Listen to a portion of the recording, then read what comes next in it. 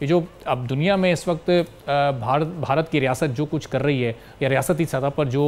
इस वक्त जासूसी की कार्रवाइयाँ, तखरीबकारी की कार्रवाइयाँ, वो तो अमेरिका में भी हमारे सामने आ चुका है, कनाडा में, ऑस्ट्रेलिया में और पाकिस्तान में तो लातादाद ये कार्रवाइयाँ हो चुकी हैं। लेकिन जो गुफ्तगू वो कर रहे हैं, जो अपने अज़ाइम वो जाहिर कर रहे हैं, वो बिल्कुल मुख्तलिफ हैं। तो ये एक तज़ाद आपको नज़र आ रहा है रियासती सतह के तर्ज़ अमल में और बयानात में?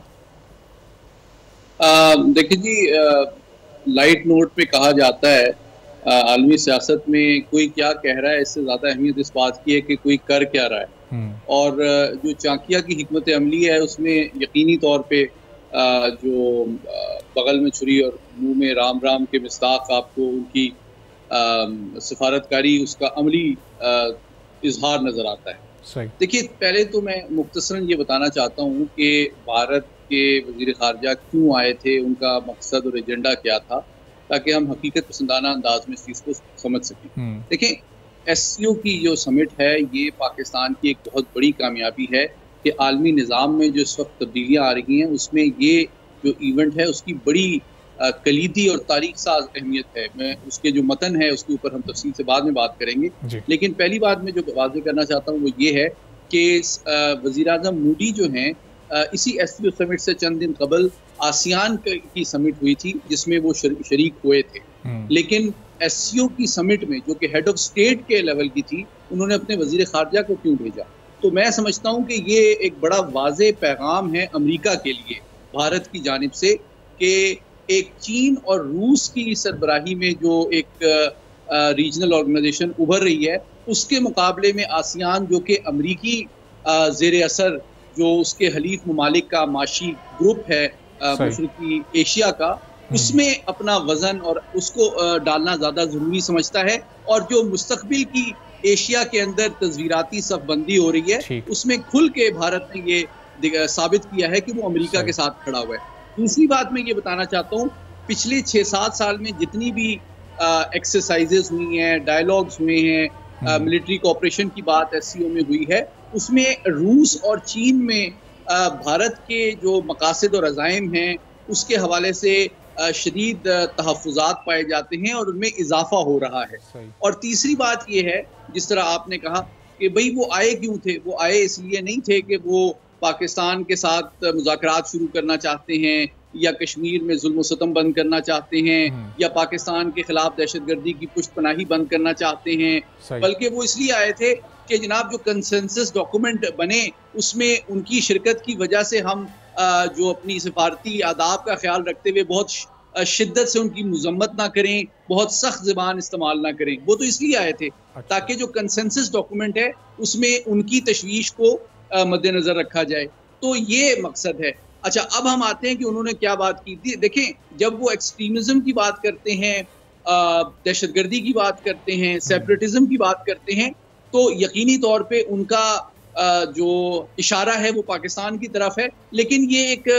तारीखी हकीकत है जो आप जानते हैं कि इन तीनों मामलात में जो भारत है वो इस खित्ते में सेपरेटिज्म को आगे बढ़ाने में, दहशतगर्दी को फैलाने में, और उसकी सोच तो खुद भी दहशत इंतहा पसंदी पर मबनी है बीजेपी की, तो उसका सबसे बड़ा शाखसाना है। तो मैं आपको आखिरी बात ये बताना चाहता हूँ कि कल और परसों अक़वाम मुत्तहिदा में जो इस वक्त डिबेट जारी है उसमें पाकिस्तान के मुस्तकिल मंदूब एम्बेसडर मुनीर अकरम ने बहुत सख्त अल्फाज में भारतीय मंदूब की मजम्मत की और उनको कहा कि ये सेटलर कोलोनियलिज्म जो है ये नहीं चल सकता मकबूजा कश्मीर में। बल्कि कल जो हमारे सफारतकार ने अक़वाम मुत्तहिदा में भारत के हवाले से कहा कि जनाब India is the mother of terrorism in this region. सही। तो अब मोहम्मद अली साहब, ये भारत का यहाँ पर आना और इस कॉन्फ्रेंस को अटेंड करना और ज़ाहिर पाकिस्तान का उसकी सदारत करना, पाकिस्तान के किसी भी केस को या स्टांस को UNO के यूनाइटेड नेशंस के सामने वो तो कमज़ोर नहीं करता पाकिस्तान के मौक़िफ़ को कि जी आप साथ बैठ भी रहे हैं, आप मेहमान नवाजी भी कर रहे हैं और फिर ये आप इस तरह की आवाज़ भी उठा रहे हैं इनके ख़िलाफ़ और इनकी दहशतगर्दी के ख़िलाफ़? ये बड़ा अहम सवाल है आपका, मैं इसकी क्विकली वजाहत करना चाहता हूँ। ये बड़ी अहम बात है। देखिए, बात ये है कि भारत की सिफारती चाबुक दस्ती ये रही है कि जब आलमी सतह पे कश्मीर की बात उठाई जाती है और अक़वाम मुत्तहिदा की करारदादों की बात उठाई जाती है, तो भारत ये मौक़िफ़ लेता है आलमी ऐवानों में, मल्टीलैटरल फोरम्स पे कि जनाब ये पाकिस्तान, पहली बात ये कि हमारा अंदरूनी मामला है, मसला ही कोई नहीं है। फिर अगर उनके ऊपर अमेरिका या किसी बड़ी ताकत का दबाव आता भी है तो वो ये कहते हैं कि जी ये मेरा और पाकिस्तान का बाहमी मसला है, हम आपस में हल कर लेंगे। लेकिन जब पाकिस्तान से बराह रास्त मुज़ाकरात शुरू होते हैं, ये मैं 60 साल की तारीख को जमा करके बता रहा हूँ, तो वो कहते हैं भाई ये तो हमारा अंदरूनी मामला है, हम तो जब कब्जा कर चुके हैं। बल्कि हाल ही में कई बयानात उनकी जानिब से सामने आए हैं, वो तो बेसिकली अक़वाम मुत्तहिदा में भी जो हालिया इजलास हुआ उसमें भारतीय मंदूब की जानिब से इवन आज़ाद कश्मीर और गिलगित बल्तिस्तान के ऊपर भी जो है क्लेम करने की कोशिश की गई है, जिसका यकीनी तौर पे हमने बहुत सख्ती से जवाब दिया है। तो बात यह है कि इस मौके पे इनका आना जो है उसकी सिर्फ दो वजूहात थी। एक तो ये कि वो गोल पोस्ट खुला नहीं छोड़ना चाहते थे कि बहुत सख्त अल्फाज में एक आलमी तंजीम से उनकी मजम्मत ना हो जाए, और दूसरी बात ये कि वो बड़े तरीके से उन्होंने पहलू तही की उन मसाइल की जिसकी बुनियादी जड़ जो है खुद भारत है, इस खित्ते में दहशतगर्दी, अदम इस्तेहकाम और